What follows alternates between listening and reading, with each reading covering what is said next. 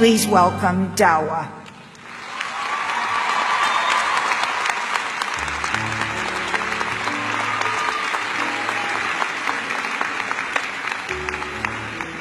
So, before I begin, I would like to share a story, a very short story. 4 years ago, we are having lunch at the Blake Dining Hall with a couple of new friends.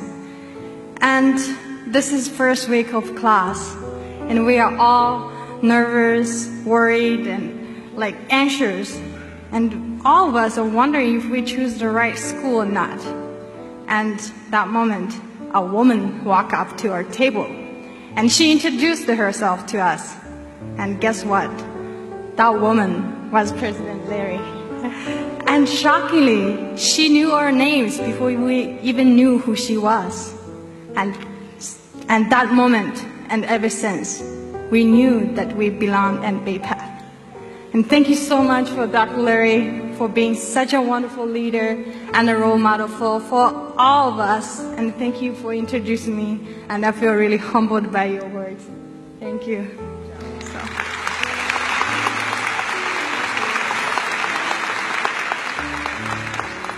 As a former yak herder, I grew up on the Himalaya mountains. Neither of my parents went to school.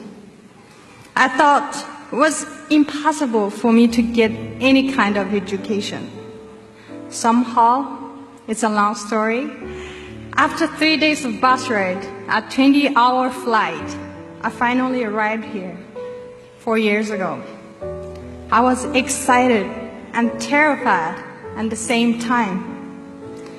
I wondered, how am I going to survive in this new country, new culture, among foreigners for being a foreigner for 4 years?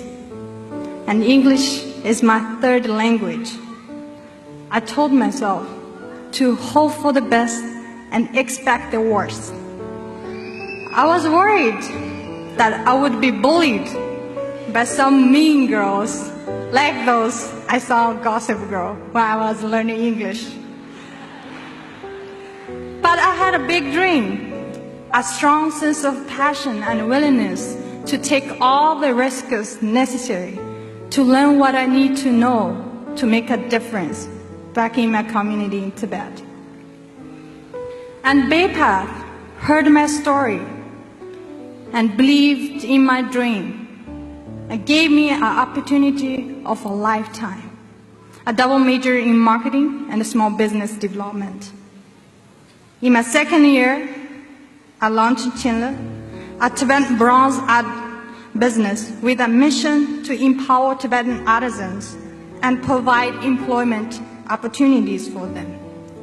I believe if individuals, communities can be economically independent and they can choose to develop and sustain their own culture instead of being constantly subject to outside economic forces. For my community in Tibet, this means that we can decide our own future.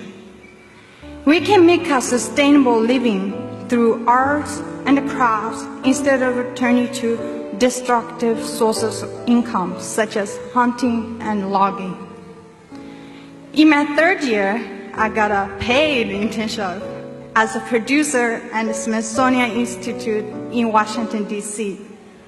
I worked with the Smithsonian to help Tibetan artisans market their products on the global stage.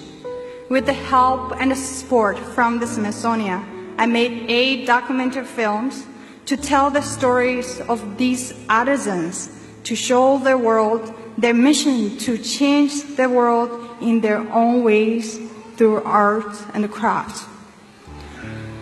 During my senior year, together with my father and brother, we gave talks and exhibitions regarding Tibetan bronze art tradition at Yale University in New Haven and the Latte Library in New York City and the Smithsonian Museums in DC.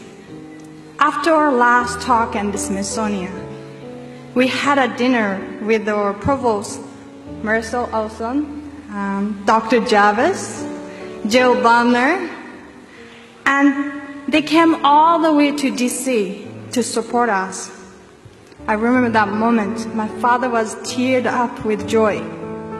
He's so proud and so happy for me. He's so proud of who I have become and so grateful for all the people who are around me and Bay Path community.